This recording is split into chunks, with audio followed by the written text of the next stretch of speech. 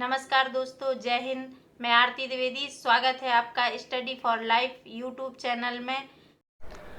आइए आज का न्यूज़ डिस्कशन स्टार्ट करते हैं इस आशा के साथ कि यूपीपीसीएस का भी नोटिफिकेशन आ गया है, बीपीएससी के भी मेंस का फॉर्म आ गया है, तो आप पूरे जोश के साथ स्टडी कर रहे होंगे और आपको करना भी चाहिए। समय तो अपने अनुसार चलता रहता है, कभी परेशानियां आती हैं, कभी स्थिति सामान्य होती है, लेकिन हमें अपना काम करते रहना है और इस स्थिति से भी हम ज़रूर उबर जाएंगे। इस आशा के साथ हमें अपनी स्टडी जारी रखनी है। आइए देखते हैं pre retirement judgements and post retirement jobs. ये द हिंदू का आर्टिकल है और ये आपके सेकंड पेपर के लिए महत्वपूर्ण है। इसमें दिया गया है कि जो रिटायरमेंट के बाद जो जजेस जॉब लेते हैं उनसे उनके रिटायरमेंट के पहले के निर्णयों पर क्या प्रभाव पड़ता है। स्वतंत्र न्यायपालिका आवश्यक है और ऐसा हमारे देश में है भी। हमारे संविधान ने न्यायपालिका को स्वतंत्र रखा है, अन्यथा चीन और उत्तर कोरिया जैसी स्थिति होती जहां पे न्यायपालिका स्वतंत्र नहीं है। संविधान में प्रावधान है जजेज की नियुक्ति के लिए, वेतन भत्ते, महाभियोग आदि के लिए। कानून का पुनरावलोकन भी न्यायपालिका करती है। पोस्ट रिटायरमेंट जॉब की आवश्यकता क्यों? तो इस लेख में बताया गया है कि चूंकि जज जब रिटायर होते हैं तो उनकी उम्र उतनी अधिक नहीं होती कि वो बाद में काम ना कर सकें, अतः उन्हें काम करने की इच्छा होती है। उनकी सुप्रीम कोर्ट के जजेज की आयु 65 इयर्स और हाई कोर्ट्स के जज की आयु 62 इयर्स होती है रिटायरमेंट के समय। और ये पोस्ट रिटायरमेंट जॉब का नुकसान क्या होता है? इससे स्वतंत्रता को हानि हो सकती है। सरकार अपने लाभ के लिए लालच दे सकती है और अपने अनुसार निर्णय करवा सकती है। गोगोई को राज्यसभा का सदस्य घोषित करना इस प्रकार की शंका उत्पन्न कर रहा है। हालांकि ये सिद्ध नहीं है कि गोगोई ने जो निर्णय दिए वो इस पद के लालच में दिए या नहीं, पर लोगों की शंका इस बात पे जा रही है कि सभी निर्णय सरकार की इच्छा के अनुसार हुए हैं, अतः गोगोई को राज्यसभा सदस्य घोषित करने का लालच दिया गया होगा, ऐसी कयावत लगाई जा रही हैं। इसका समाधान क्या हो सकता है? इसका समाधान बताया गया है कि कानून बनाकर पोस्ट रिटायरमेंट जॉब को खत्म कर दिया जाए, यानी कि जजेज रिटायरमेंट के बाद कोई जॉब ना कर पाए। इसके लिए रिटायरमेंट की उम्र बढ़ा सकते हैं कि वो अधिक उम्र के जब हो जाएंगे तो उन्हें खुद ही जॉब करने की इच्छा नहीं रहेगी। सैलरी भी बढ़ा सकते हैं रिटायरमेंट के बाद, जैसे पेंशन में रिटायरमेंट के बाद भी सैलरी के बराबर ही उन्हें पेंशन दी जाए, ताकि उन्हें उसके बाद जॉब करने की आवश्यकता नहीं पड़े। अगला आर्टिकल है there may be no going back. Lockdown की स्थिति का भी कुछ भी कहा नहीं जा सकता कि वो कब सामान्य होगी और किस तरह सामान्य होगी। जीवन में बदलाव निश्चित है इतने दिन के लॉकडाउन के कारण। जैसे मास्क लगाना बाद में भी अनिवार्य हो सकता है कि आप बाहर निकलें तो मास्क का प्रयोग करके ही जाएं। फिजिकल डिस्टेंस भी आवश्यक रहेगी। भले अभी लॉकडाउन खुल जाए लेकिन फिर भी कुछ डर तो बना हुआ रहेगा।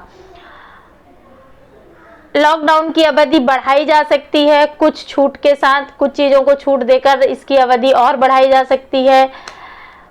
ऐप डाउनलोड करने की बात कही गई है, जैसे आरोग्य सेतु भारत में किया गया, ऐसे ही चीन वगैरह में भी दूसरे प्रकार के ऐप डाउनलोड किए जा रहे हैं।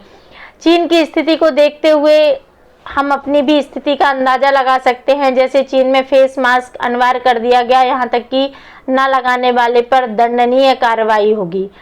रेस्टोरेंट में व्यवस्था की गई, जहाँ 10 टेबल होती थी वहाँ सिर्फ 5 टेबल होंगी और उन पर जो वेटर होंगे जो खाना लेके जाएंगे वो एक बार में एक ही टेबल को हैंडल करेंगे, यानी कि वही वेटर दूसरी टेबल पर खाना नहीं देगा। लेकिन चूंकि चीन में कहा जा रहा है कि कंट्रोल हो गया था संक्रमण, तो दोबारा ये बढ़ा है विदेशियों के आने से, अतः लोगों में जिनोफोबिया भी बढ़ गया है। जिनोफोबिया क्या है? जो विदेशी लोग आए हैं उनके प्रति लोगों की घृणा बढ़ रही है। इसे ज़ेनोफोबिया कहते हैं। ऑनलाइन एजुकेशन को बढ़ावा मिलेगा, जो आज भी मिल रहा है और अधिक बढ़ाया जाएगा ताकि लोग आपस में डिस्टेंसिंग मेंटेन रख सकें। इसके कारण पर्यटन उद्योग को बहुत घाटा होने वाला है और होटल व्यवसाय को भी घाटा होगा, क्योंकि लोग अभी पर्यटन के लिए जा भी नहीं सकेंगे और हो सकता है अभी तो सरकार ही अलाउ ना करे, और कर भी दिया तो लोग भी अभी नहीं जाएंगे। The village is still relevant.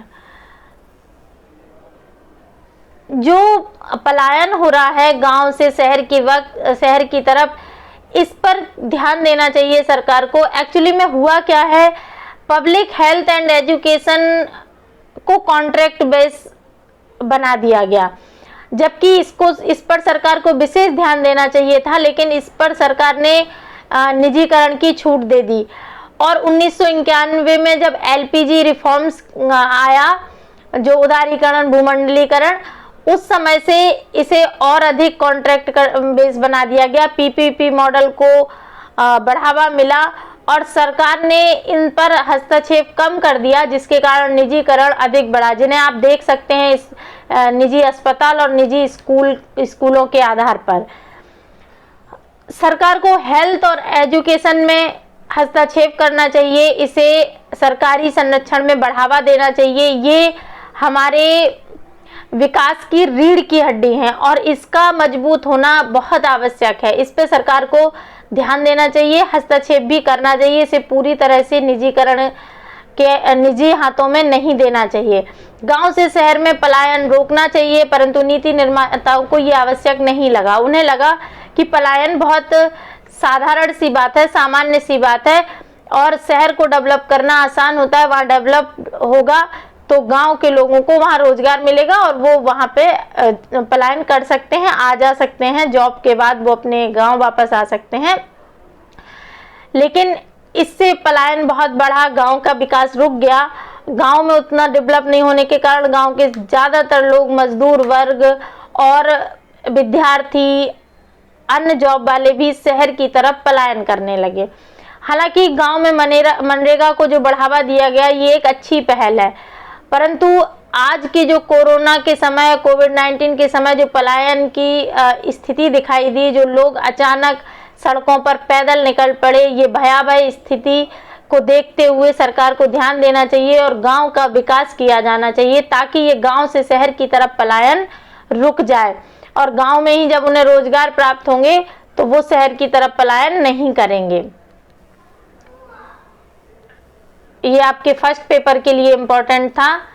अगला आर्टिकल है exploiting a pandemic, second paper के लिए इम्पोर्टेंट है। ये दैनिक जागरण में भी निकला है। डोनाल्ड ट्रंप ने लगाया अमेरिकी ग्रीन कार्ड पर ब्रेक। ग्रीन कार्ड क्या होता है एक्चुअली में, जो प्रवासी लोग होते हैं, जो आव्रजन बोलते हैं, जो जब हमारे देश में कोई आता है तो उसे हम आव्रजन बोलते हैं और जब हमारे देश से कोई जाता है तो उसे हम प्रवासी बोलते हैं। यानी कि अमेरिका के लिए उन्हें इमिग्रेशन या आव्रजन कहेंगे। उनके रहने की व्यवस्था करने के लिए ग्रीन कार्ड जारी किया जाता है, जिस पर राष्ट्रपति ने अभी 60 दिनों के लिए इसे टाल दिया है, उनको स्थायी निवासी बनाने की प्रक्रिया को।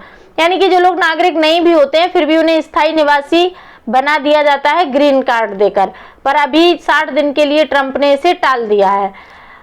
ट्रंप ने घोषणा की है कि जॉब लॉस की स्थिति में यूएसए के नागरिकों को वरीयता दी जाएगी, जबकि ट्रंप को ये नहीं भूलना चाहिए कि यूएसए के विकास में प्रवासी लोगों का बड़ा योगदान रहा है। इन्हीं से बहुत सारी माइक्रोसॉफ्ट और बड़ी बड़ी कंपनियों में आव्रजन वाले लोग ही काम करते हैं, अतः इन्हें भुलाना ट्रंप के द्वारा सही नहीं है। कहा जा रहा है कि ट्रंप ने अपनी कमी को छिपाने के लिए इस निर्णय का विचार किया है। वो अपनी कमी छिपा रहे हैं और अमेरिका को ये दिखा रहे हैं कि वो अमेरिकी नागरिकों के प्रति अधिक जिम्मेदार हैं। जबकि ट्रंप के बारे में कहा जाता है कि ट्रंप के माता पिता स्वयं भी आव्रजन से ही आए थे यूएसए। वो ट्रंप के माता पिता यूएसए के मूल निवासी नहीं थे। खैर, कंपनियों में सम विषम प्रणाली के तहत आएंगे कर्मचारी।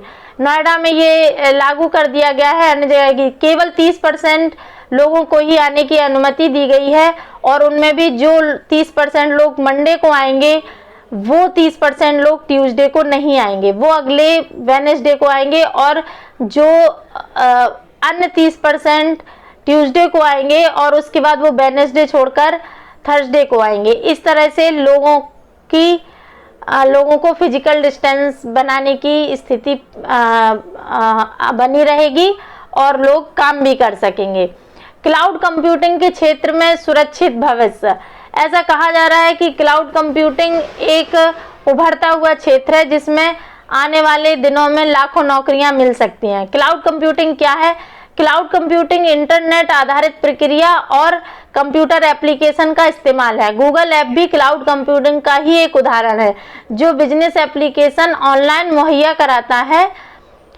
वेब ब्राउज़र का इस्तेमाल इस तक पहुंचा जा सकता है। इंटरनेट सुविधा और इनमें मौजूद अलग अलग फीचर्स क्लाउड कंप्यूटिंग के माध्यम से ही काम करते हैं।